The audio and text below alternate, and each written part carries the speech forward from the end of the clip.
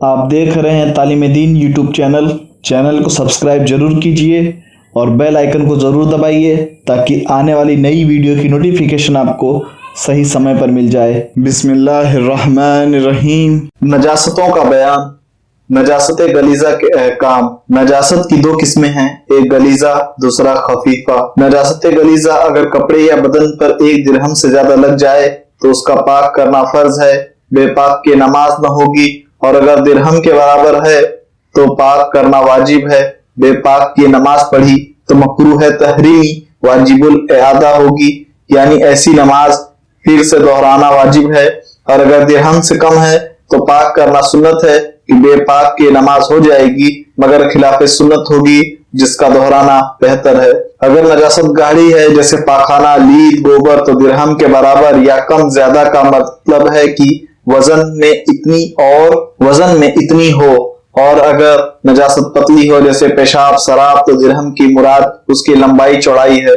درہم کا وزن شریعت میں اس جگہ 4.5 ماشا ہے اور زکوٰۃ میں 3 ماشا، 1 صحیح 1/5 رتی، اور درہم کی لمبائی چوڑائی سے یہاں مراد تقریباً ہتھیلی کی گہرائی برابر جگہ ہے جو 1 روپیہ کے پھیلاؤ کے برابر جگہ ہوتی ہے۔ یہاں غور کرنے والی بات یہ ہے کہ موجودہ زمانے میں جو 1 روپیہ ہوتا ہے وہ چھوٹا ہوتا ہے، پہلے زمانے میں 1 روپیہ بڑا ہوا کرتا تھا۔ نجاست خفیفہ کے احکام۔ نجاست خفیفہ کپڑے کے جس حصہ مثلا آستین، دامن، کلی، کالر میں جس عضو مثلا ہاتھ، پیر، سر میں لگی ہو اس کے چوڑائی سے کم ہو تو معاف ہے، یعنی نماز ہو جائے گی، اگر پوری چوڑائی میں ہو تو بے دھوئے نماز نہ ہوگی۔ نجاست غلیظہ و خفیفہ کا فرق۔ نجاست غلیظہ و خفیفہ کا فرق کپڑے اور بدن پر لگنے میں ہے، لیکن اگر کسی پتلی چیز جیسے پانی، سرکہ، دودھ میں 1 قطرہ بھی پڑ جائے، چاہے غلیظہ ہو یا خفیفہ، تو سب کو بالکل ناجس کر دے گی جب تک کہ وہ چیز دہ نہ ہو۔ نجاست غلیظہ کیا کیا چیزیں ہیں؟ آدمی کے بدن سے جو ایسی چیز نکلے جس سے وضو یا غسل جاتا رہے وہ نجاست غلیظہ ہے۔ پاخانہ، پیشاب، بہتا خون، پیپ، منہ بھر کے، حیض و نفاس و استحاضہ کا خون، منی، مزی، ودی، دکھتی آنکھ کا پانی، ناف یا پستان کا پانی جو درد سے نکلے، اور خشکی کے ہر جانور کا بہتا خون خواہ حلال ہو یا حرام، حتیٰ کہ گرگٹ، چھپکلی تک کا خون، اور مردار کی چربی، مردار کا گوشت، اور حرام چوپائے جیسے کتا، بلی، شیر، چیتا، لومڑی، بھیڑیا، گیدڑ، گدھا، کھچر، ہاتھی، سور، ان سب کا پاخانہ پیشاب، اور گھوڑے کی لید، اور ہر حلال چوپائے کا پاخانہ جیسے گائے، بھینس کا گوبر، بکری، اونٹ، نیل گائے، 12 سنگا ہرن کی مینگنی، اور جو پرندہ اونچا نہ اڑے جیسے مرغا اور بطخ، خواہ چھوٹی ہو یا بڑی، ان سب کی بیٹ، اور ہر قسم کی شراب اور نشہ لانے والی تاڑی، اور سینڈھی، سانپ کا پاخانہ پیشاب، اور اس جنگلی سانپ اور جنگلی میڈک کا گوشت جن میں بہتا خون ہوتا ہے، اگرچہ ذبح کیے گئے ہوں یوں ہی، ان کی کھال اگرچہ پکائی گئی ہو، اور سور کا گوشت، ہڈی، کھال، بال اگرچہ ذبح کیا گیا ہو، یہ سب نجاست غلیظہ ہے۔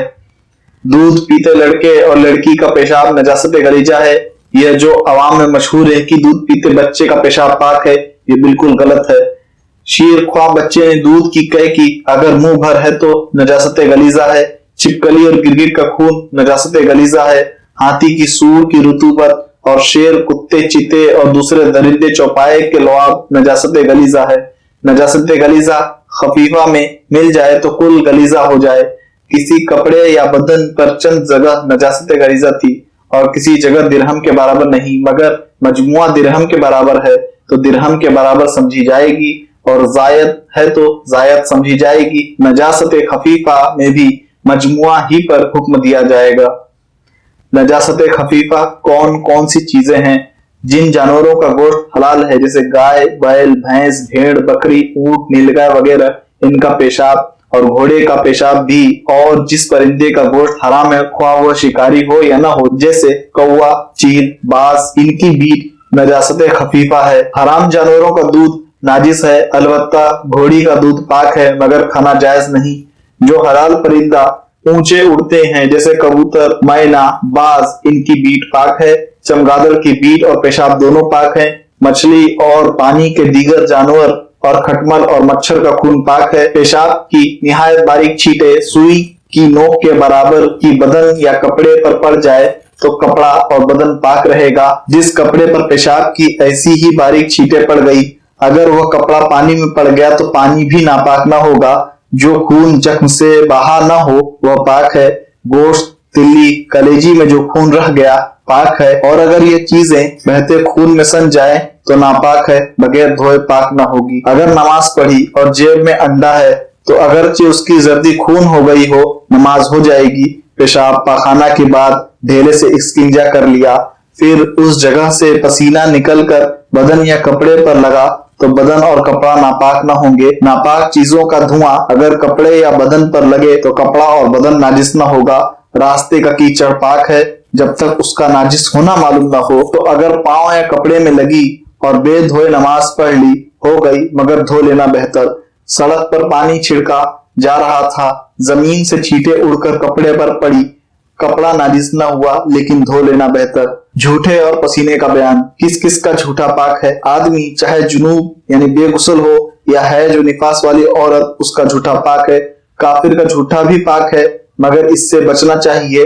जैसे थूक, रीठ, खंखार की पाक है, मगर आदमी इनसे घिन करता है। काफिर के झूठे का हुक्म। इससे बहुत बदतर काफिर के झूठे को समझना चाहिए। जिन जानवरों का गोश्त खाया जाता है, चौपाए हो या परिंदे, उनका झूठा पाक है। जैसे गाय, बैल, भैंस, बकरी, कबूतर, तीतर, बटेर वगैरह। जो मुर्गी छुटी फिरती है, गलीज पर मुंह डालती है, उसका झूठा मकरूह है, अगर बंद रहती हो तो पाक है।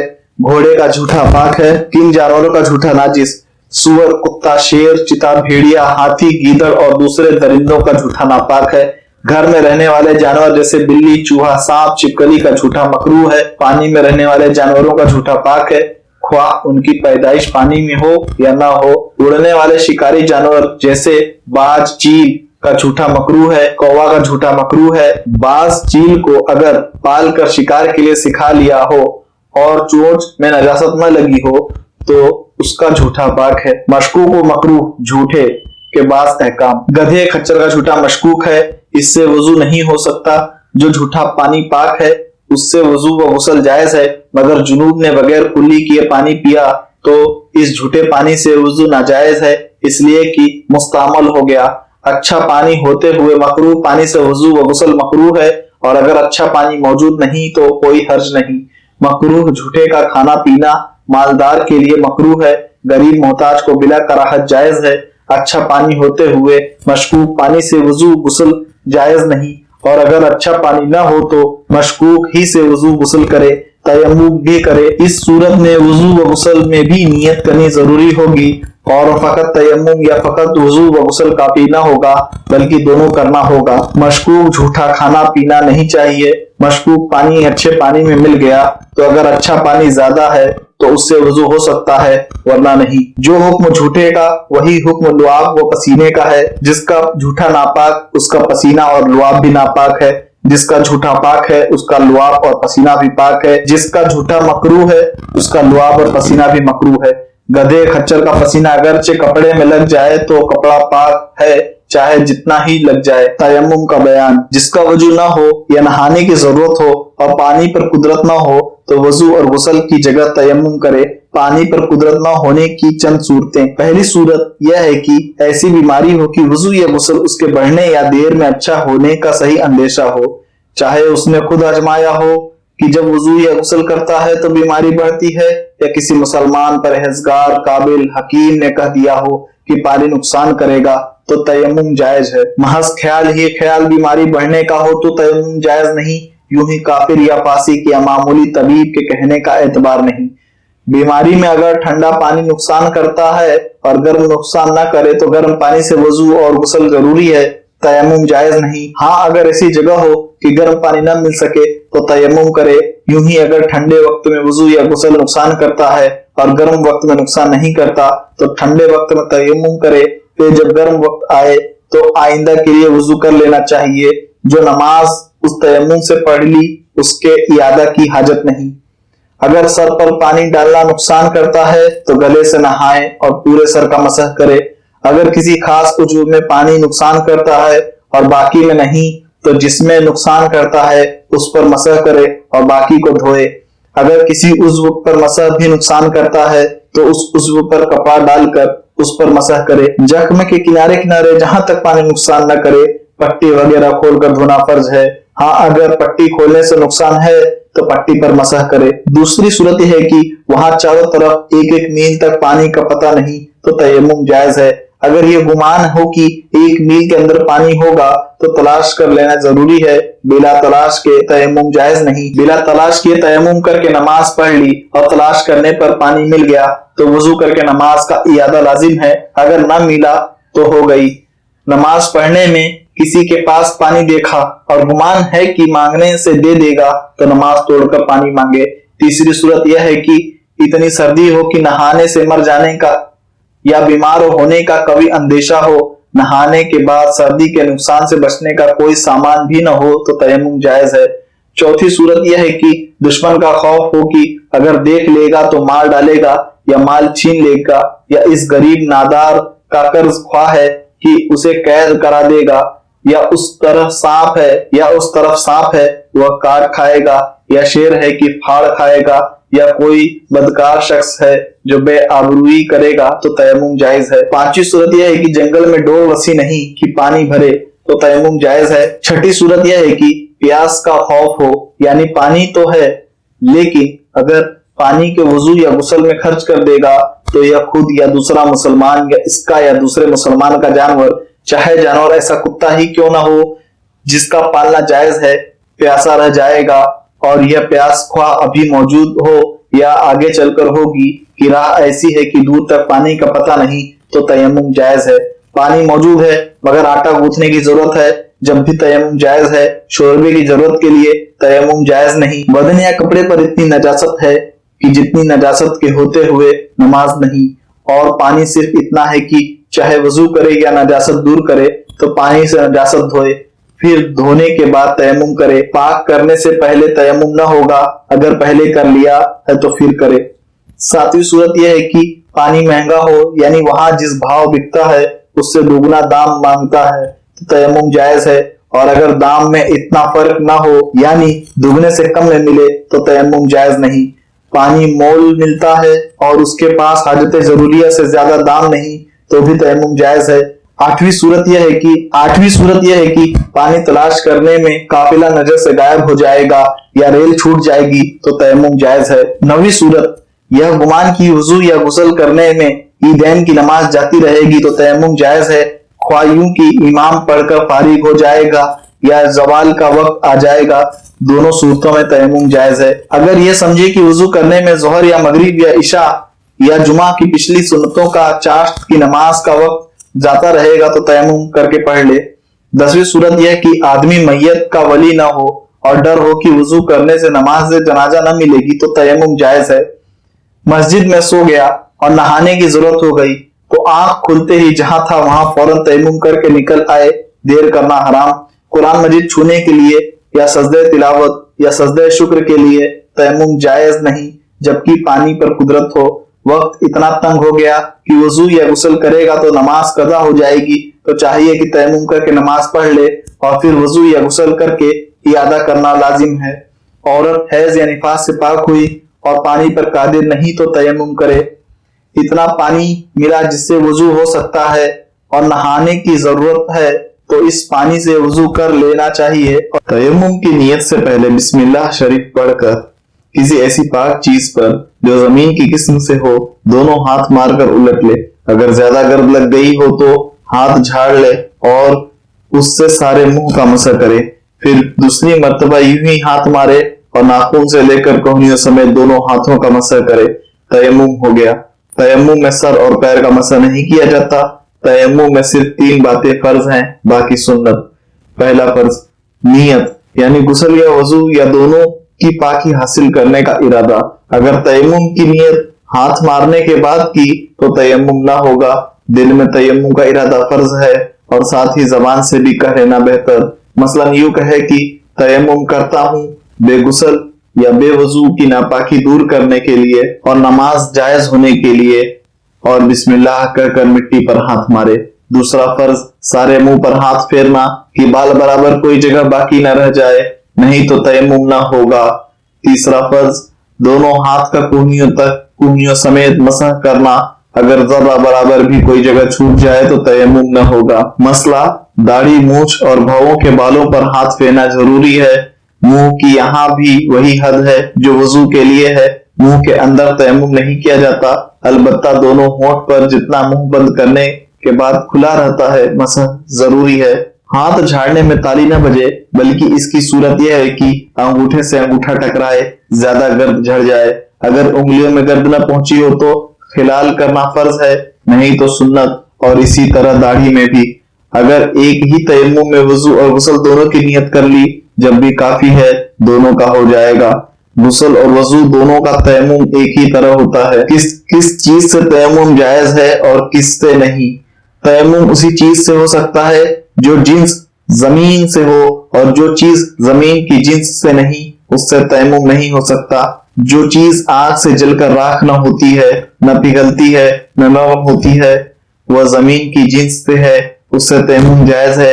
लिहाजा मिट्टी, गर्द, रेत, बालू, चूना, सुरमा, गंधक, मुर्दा संग, गेरू, पत्थर, जबरजद, फिरोजा, अफीक, जमुर्द वगैरह जवाहर से तयम्मुम जायज है, अगर उन पर गुबार न हो। जिस मिट्टी से तयम्मुम किया जाए उसका पाक होना जरूरी है, यानी न उस पर किसी नजासत का असर हो, न यह हो कि महज खुश्क होने से असर नजासत जाता रहा हो। जिस चीज पर नजासत गिरी है और सूख गई उससे तयम्मुम न होगा, अगर नजासत का असर बाकी न हो, अलबत्ता नमाज उस पर पढ़ सकते हैं। यह वहम की कभी नाजिस हुई होगी फिजूल है, इसका एतबार नहीं। राख से तयम्मुम जायज नहीं। अगर खाक में राख मिल जाए और खाक ज्यादा हो तो तयम्मुम जायज है, नहीं तो नहीं। भीगी मिट्टी से तयम्मुम जायज है जबकि मिट्टी गालिब हो। अगर किसी लकड़ी या कपड़े वगैरह पर इतनी गर्द है कि हाथ मारने से उंगलियों का निशान बन जाए तो उस पर तयम्मुम जायज है। गज की दीवार पर तयम्मुम जायज है, पक्की ईंट से तयम्मुम जायज है। जमीन या पत्थर जलकर स्याह हो जाए तो इससे तयम्मुम जायज है, यूं ही अगर पत्थर जलकर राख हो जाए इससे भी जायज है। तयम्मुम तोड़ने वाली चीजें, जिन चीजों से वजू टूटता है या गुस्ल वाजिब होता है उनसे तयम्मुम भी जाता रहेगा, और अलावा इनके पानी पर कुदरत होने से भी तयम्मुम टूट जाएगा। किसी ऐसे मकाम पर गुजरा कि पानी 1 मील के अंदर था, तयम्मुम टूट गया। पानी तक पहुंचना जरूरी नहीं, अलबत्ता सोने की हालत में पानी पर गुजरने से टूटेगा। मरीज ने गुस्ल का तयम्मुम किया था और अब इतना तंदुरुस्त हो गया कि नहाना नुकसान न करेगा तो तयम्मुम जाता रहा। इतना पानी मिला कि आज़ाए वजू सिर्फ एक बार धो सकता है तो तयम्मुम जाता रहा, और इससे कम तो नहीं। यूं ही गुस्ल के तयम्मुम करने वाले को इतना पानी मिला कि गुस्ल के फराइज को भी काफी नहीं तो तयम्मुम न गया, वरना तयम्मुम जाता रहा। किसी ने गुस्ल और वजू दोनों के लिए एक ही तयम्मुम किया था, फिर वजू तोड़ने वाली कोई चीज पाई या इतना पानी पाया जिससे सिर्फ वजू कर सकता है, या बीमार था और अब तंदुरुस्त हो गया कि वजू नुकसान न करेगा और गुस्ल से जरर होगा, तो सिर्फ वजू के हक में तयम्मुम जाता रहा, गुस्ल के हक में बाकी है। खुफ यानी मोजे पर मसह का बयान। जो शख्स मोजे पहने हुए हो वह अगर वजू में बजाय पांव धोने के मोजे पर मसह करे तो जायज है। जिस पर गुस्ल फर्ज है वो मोजे पर मसह नहीं कर सकता। मसह करने के लिए चंद शर्तें हैं। पहला, मोजे ऐसे हो कि टखने छुप जाएं, इससे ज्यादा होने की जरूरत नहीं, और अगर 2-1 अंगुल कम हो जब भी मसह दुरुस्त है, एड़ी ना खुली हो। दूसरा, पांव से चिपटा हो कि उसको पहनकर आसानी के साथ खूब चल फिर सके। तीसरा, चमड़े का हो या सिर्फ तला चमड़े का हो और बाकी हिस्सा किसी और दबीज चीज का, जैसे किरमिच वगैरह। मसला, हिंदुस्तान में जो उम्मन सूती या ऊनी मोजे पहने जाते हैं उन पर मसह जायज नहीं, उनको उतार कर पांव धोना फर्ज है। चौथा, वजू करके पहना हो, यानी अगर मोजा बेवजू पहना था तो मसह नहीं कर सकता, तयम्मुम करके मोजे पहने गए तो मसह जायज है। पांचवा, न हालत जनाबत में पहना हो, न बाद पहनने के जुनूब हुआ हो। छठा, मुद्दत के अंदर हो, उसकी मुद्दत मुकीम के लिए 1 दिन 1 रात और मुसाफिर के वास्ते 3 दिन 3 रात है। मोजा पहनने के बाद पहली मर्तबा जो हदस हुआ उस वक्त से इस मुद्दत का शुमार होगा। मसलन सुबह के वक्त मोजा पहना और जोहर के वक्त पहली बार हदस हुआ तो मुकीम दूसरे दिन के जोहर तक मसह करे और मुसाफिर चौथे दिन के जोहर तक। 7वां, कोई मोजा पांव की छोटी 3 उंगलियों के बराबर फटा ना हो, यानी चलने में 3 अंगुल बदन जाहिर ना होता हो। मोजा फट गया या सीवन खुल गई और वैसे पहने रहने की हालत में 3 उंगली पांव जाहिर नहीं होता मगर चलने में 3 अंगुल दिखाई देता हो तो मसह जायज नहीं, यानी फटे मोजे में 3 अंगुल से कम पांव खुले तो मसह जायज है और 3 अंगुल या उससे ज्यादा खुले तो जायज नहीं। टखने के ऊपर मोजा चाहे कितना ही फटा हो कुछ हर्ज नहीं, मसह हो सकता है। फटने का एतबार टखने के नीचे के हिस्से में है। मसह का तरीका यह है कि हाथ तर करके दाहिने हाथ की 3 उंगलियां पांव के मोजे की पीठ के सिरे पर रखकर पिंडली की तरफ खींचे, कम से कम 3 उंगली खींचे। सुन्नत यह है कि पिंडली तक पहुंचाए। बाएं हाथ से बाएं पैर पर इसी तरह मसह करे। मसह में फर्ज 2 है। पहला, हर मोजे का मसह हाथ की छोटी 3 उंगलियों के बराबर होना। दूसरा, मसह मोजे की पीठ पर होना। मसह में सुन्नत 3 बातें हैं। पहला, हाथ की पूरी 3 उंगलियों के पेट से मसह करना। दूसरा, उंगलियों को खींचकर पिंडली तक ले जाना। तीसरा, मसह करते वक्त उंगलियों को खुली रखना। अंग्रेजी जूते बूट पर मसह जायज है अगर टखने उससे छुपे हो। अमामा, बुरका, नकाब और दस्ताना पर मसह जायज नहीं। मसह मोजा जिन चीजों से टूटता है वह यह है। पहला, जिन चीजों से वजू टूटता है उनसे मसह भी जाता रहता है। दूसरा, मसह की मुद्दत पूरी हो जाने से मसह जाता रहता है और उस सूरत में सिर्फ पांव धो लेना काफी है, फिर से पूरा वजू करने की जरूरत नहीं। बेहतर यह है कि पूरा वजू कर ले। तीसरा, मोजा उतार देने से मसह टूट जाता है चाहे एक ही उतारा हो। मसला, वजू की जगहों में फटन हो या फोड़ा या कोई और बीमारी हो, पानी बहाना नुकसान करता हो या सख्त तकलीफ होती हो और कोई बीमारी है तो हाथ फेर लेना काफी है। अगर यह भी नुकसान करता हो तो उस पर कपड़ा डालकर कपड़े पर मसह कर ले और यह भी मुजीर हो तो माफ है, और अगर इसमें कोई दवा भर ली तो इसका निकालना जरूरी नहीं, इस पर से पानी बहा दे।